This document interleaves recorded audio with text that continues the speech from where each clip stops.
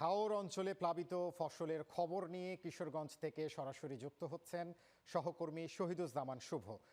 শুভ, টানা বৃষ্টিতে ফসলের কেমন ক্ষতি হয়েছে আর চাষিরা কি বলছেন?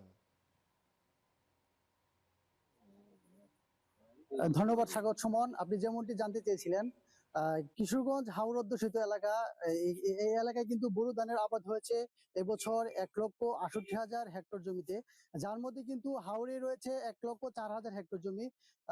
কৃষি এবছর অতি বৃষ্টির কারণে কিন্তু হাওরের বেশিরভাগ জমি কিন্তু পানিতে তলিয়ে গেছে। কৃষকরা কিন্তু তাদের সোনালী ফসল কিন্তু তারা ঘরে তুলতে পারছে না। আমরা কৃষকদের সাথে কথা বলেছি, তারা আমাদেরকে যেমনটি জানিয়েছেন যে আহ, গত টানা 3 দিনের বৃষ্টিতে কিন্তু আসলে হাওরের যে তাদের যে বোরো ধান, সে ধান কিন্তু আসলে পানিতে তলিয়ে গেছে, এবং ওইখানে কিন্তু আসলে হারভেস্টার মেশিন তারা কিন্তু নিয়ে যেতে পারছে না, এবং তারা কিন্তু ধান কর্তন করতে পারছে না। আর যে জায়গাতে আসলে হারভেস্ট মেশিন যাচ্ছে না, সেখানে কিন্তু আসলে শ্রমিক, তারা শ্রমিক দিয়ে ধান কাটানোর চেষ্টা করছে, এবং সেই শ্রমিকের মজুরি কিন্তু আসলে দ্বিগুণ হয়ে গেছে, তারপরেও কিন্তু তারা শ্রমিক পাচ্ছেন না।